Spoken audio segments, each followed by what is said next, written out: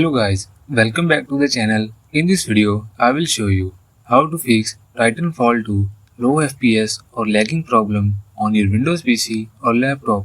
So to fix this issue, follow every step as I am showing in this video and don't forget to subscribe this channel and press the bell icon. Hope so this will fix your problem.